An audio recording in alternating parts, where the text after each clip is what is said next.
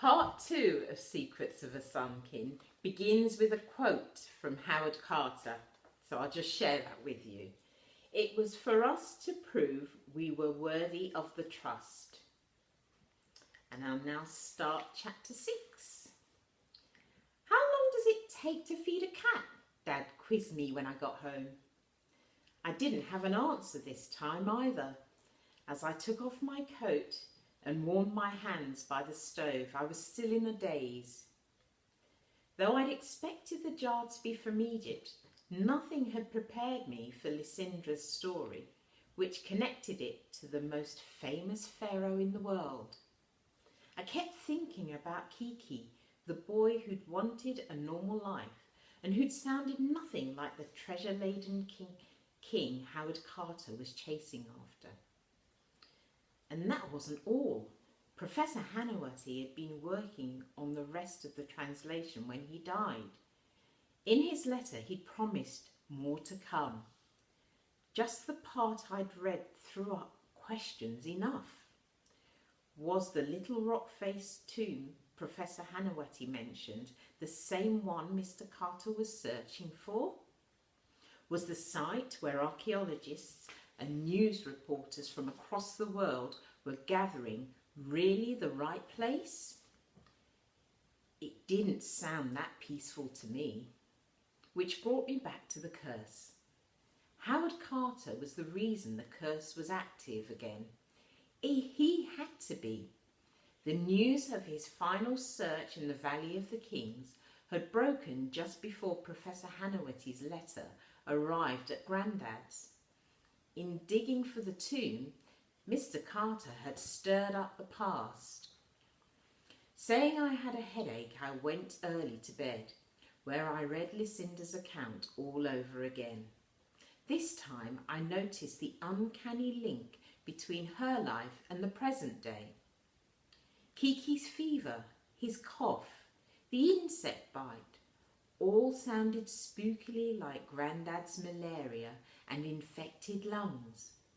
Even the normal things that anyone could relate to, like the cold weather and worries about health and friendship, felt oddly apt. Yet when I finally turned the light out, it wasn't curses I was thinking about. It was adults who pushed you into being someone bigger than you wanted to be.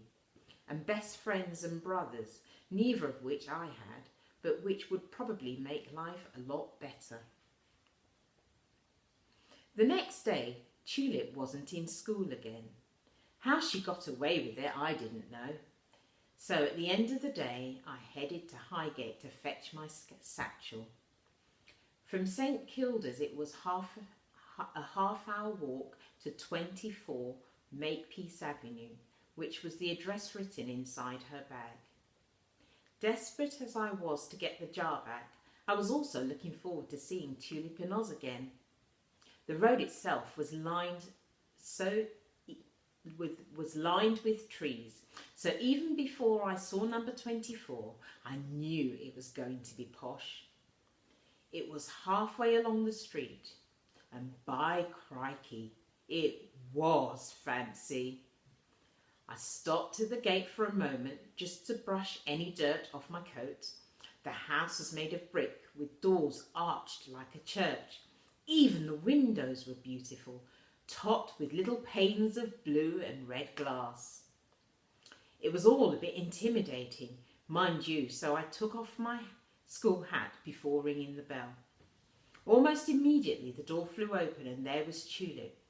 I was suddenly worried she wouldn't remember who I was. "Lil!" Tulip cried. "Thank goodness you tracked us down." I was surprised and delighted at how pleased she seemed to see me. "Come in, you're just in time for tea." Tulip held the door wide open, waving me inside. I went in on tiptoes, afraid of dirtying the floor, which was blue and white, as beautiful as dinner plates. Everything in the hallway looked expensive. Dark, heavy furniture, gold-framed mirrors. There was even a telephone. Helping me out of my coat and dumping it on a chair, Tulip took her own satchel from me. "I need to talk to you," she hissed urgently. I was a bit taken aback. "Oh, all right. When we have tea, I'll give you a sign." She sounded excited about it too. By now, I was guessing she'd been snooping inside my satchel and knew about the jar. Instead of feeling miffed, I was rather relieved. Here was a chance to actually talk to someone about it, as long as she could keep a secret. Tulip took me into the parlour, where Mrs. Mendoza was sitting beside the fire writing. Without her hat, she looked younger and blonder, her hair fashionably bobbed. "Mama," Tulip gushed, "Lil's come to my rescue by bringing my bag back." "Why, thank you, Lil. If only we'd had your address, we could have returned yours," Mrs. Mendoza said, smiling. I was glad she didn't have it, frankly. After seeing where the Mendozas lived, the thought of Tulip coming to our tiny flat made my toes curl with embarrassment. As Tulip was asked to call Oz down for tea, I was invited to sit on a plush velvet sofa that squeaked when I moved. I couldn't help gazing at all the paintings on the walls. Slapdash, scruffy ones that Dad would say a child had done, but which were probably very modern. With a fed-up sigh, Mrs. Mendoza closed the notebook she'd been writing in and turned her attention to me. "Editors are put on this earth to test us, Lil." I supposed an editor was something in charge of writers and replied, "My mum works in Woolworths and she says her boss is a cow." "Really?" Mrs. Mendoza's mouth twitched with a smile.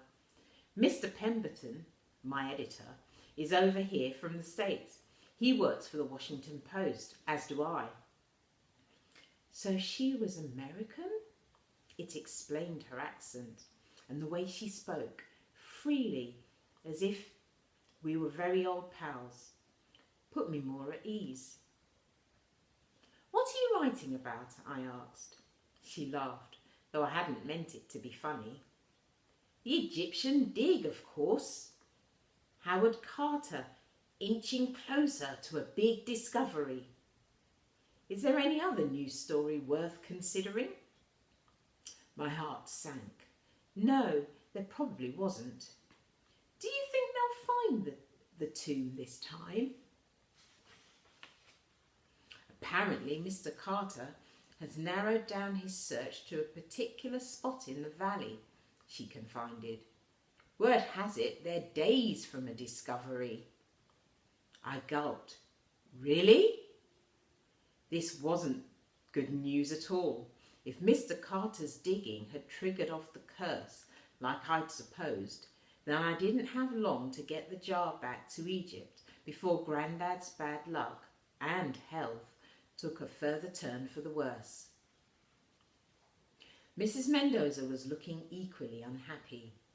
"Journalists from all over the world are being sent to Egypt to cover the story. I begged my editor to send me. Begged." She gritted her teeth. "But he chose Mr. Richards as usual, and now he's had a motor car accident in Italy. Crumbs. Oh, he's only broken a leg and bandaged his head." She betted away my concern. "The point is, Mr. Pemberton is now sending another reporter to replace him." "Why not you?"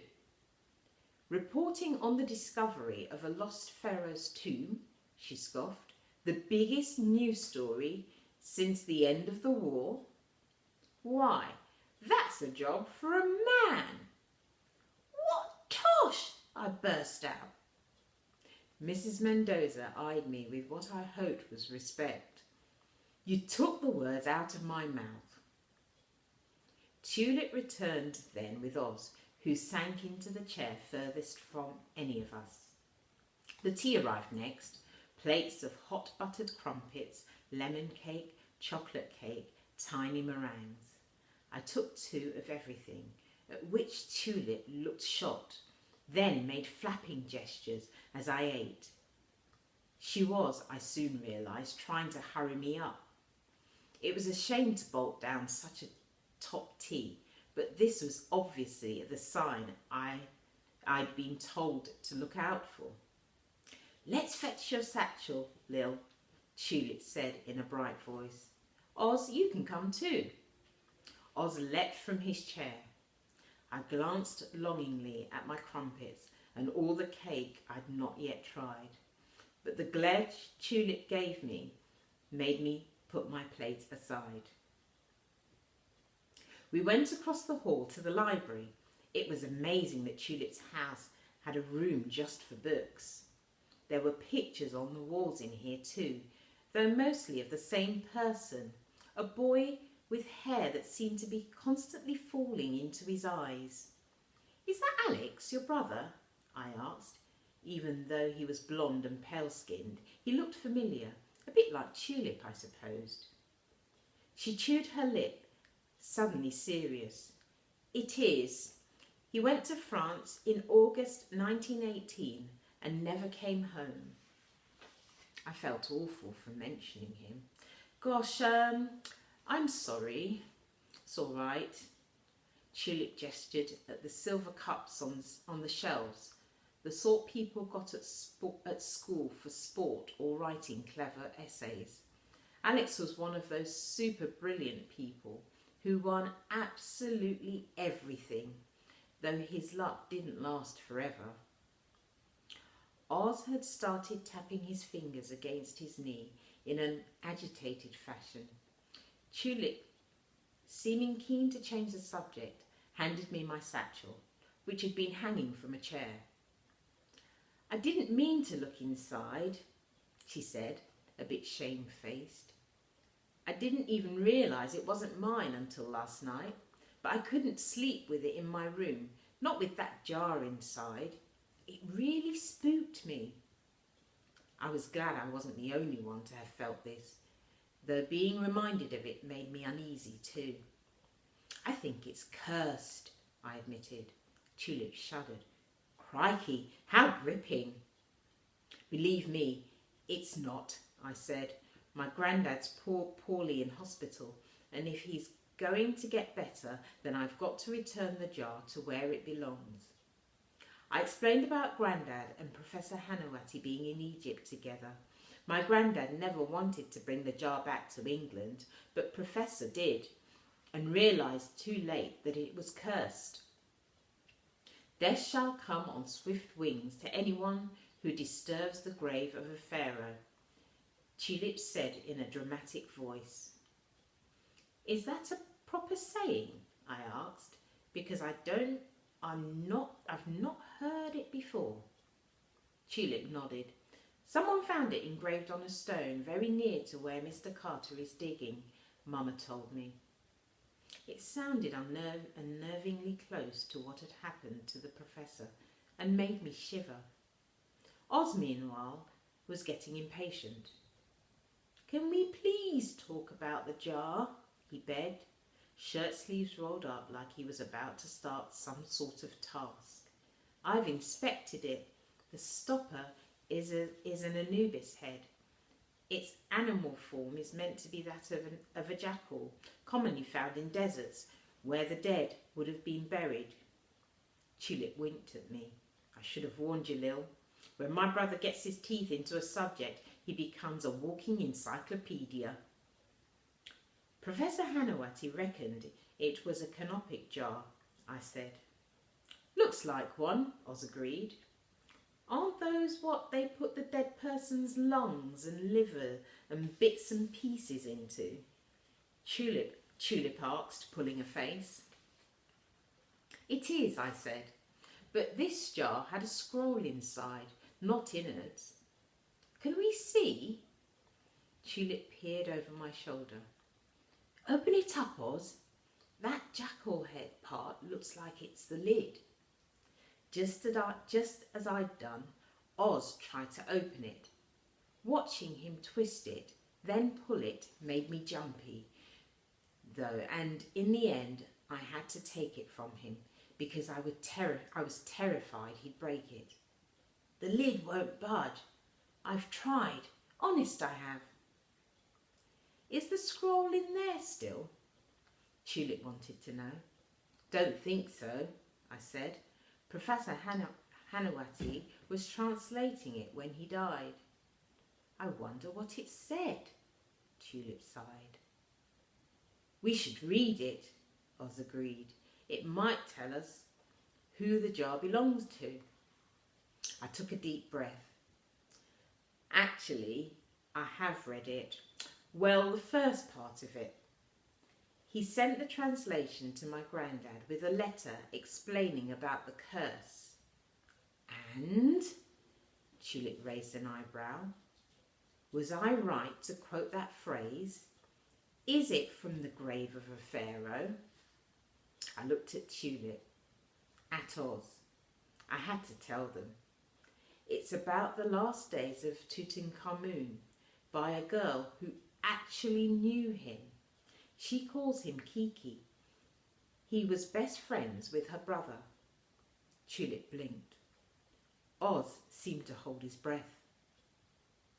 You could have heard a spider walk across the room. The amazed look on their faces reminded me, as if I needed it, of the hugeness of what I'd found. This is a really big discovery, isn't it? I said, aware of a watery sensation in my stomach. You could say that, Tulip half laughed, half gasped. And you've got to send the jar back to Egypt? I nodded. To a hotel called the Winter Palace, where Mr. Ibrahim will take care of it. You can't post something this valuable to Egypt. Oz looked horrified. You've got to take it to the British Museum. It doesn't belong there, Tulip tried to explain. Professor Hanawati brought it to England by mistake. Lil's just said so. But it should be on display where people can see it, he persisted. In Egypt, maybe, but not here, I argued. Actually, I don't think it should be in any museum, anywhere. That was why it was cursed. The jar's rightful place is back in Egypt, in Kiki's tomb, I explained very firmly, and that's where it has to go. Otherwise, my granddad will probably die. I still don't think you should post it, Oz mumbled. This was getting frustrating. Look, the Winter Palace is a smart hotel in Luxor, Tulip said, but I have to say, I've never heard of Mr. Ibrahim. I frowned. How do you know all this? It's the hotel where all the reporters covering Mr. Carter's story are staying. I've seen the address on telegrams Mama sends. If only your mum was going there now, I sighed. Then we could ask her to take the jar. But Mr. Pemberton's sending another reporter, Oz reminded us. Tulip had a point about Mr. Ibrahim too. We couldn't rely on him to still be working at the Winter Palace. It was over 20 years ago that Grandad was there. He'd also said that to really understand Egypt, you had to see it for yourself. Your mum should go anyway, I said, thinking out loud, just to prove her editor wrong and show him how good a writer she is. I'd only meant it as a throwaway comment, but Tulip jumped on it straight away. Crikey, you're right! If she went, she'd insist on taking us with her. What if we faked a telegram from her editor? I said, warming to the idea. What if we made her think he'd changed his mind and sent her instead? There'd be train tickets to book, hotels to organise, and we're just a bunch of kids. I don't know if we can pull it off, or how quickly. Tulip narrowed her eyes. It was, I was learning, her thinking look. You'd come with us, wouldn't you? I almost laughed. Me? I'd love to, but my parents couldn't afford it. I'd have to trust you two. What if someone else were to pay for your ticket? Sadly, I shook my head. It wasn't just the money. Apart from a day trip to Southend, I'd never been outside of London.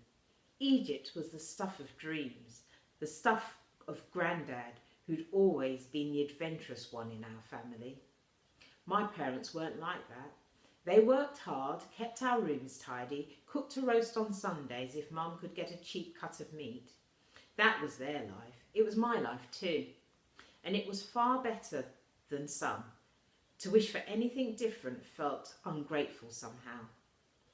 Anyway, Dad would never let me miss weeks of school, and Mum would worry for all of England that I'd catch malaria or some other nasty illness. No, the closest I'd ever get to going to Egypt was hearing Grandad's stories on a Sunday, on a Saturday afternoon over a glass of chai. I'm sorry, I said finally. It's impossible. I'll have to do what I can here in England. After much debate, I was given the job of sending the telegram that would summon Mrs. Mendoza to Egypt, and I'll pretend to be from the Washington Post and book the tickets, Tulip declared. I'll do it over the telephone in my best grown-up voice, then fetch them from the travel agent in person. You can do all that? I was amazed. Don't look so worried. Mama often asks me to call them for her if she's rushing off somewhere. It's very easy, I promise you. And I bet it was for her. She had a way of just opening her mouth and the right words came out in the proper order. Not to mention the charming, easy smile, so like her mother's, that probably won people over before she'd even spoken. With Tulip on board, I began to believe this crazy plan of ours might just be possible. All right, I said, with a nervous gulp. Let's give it a try.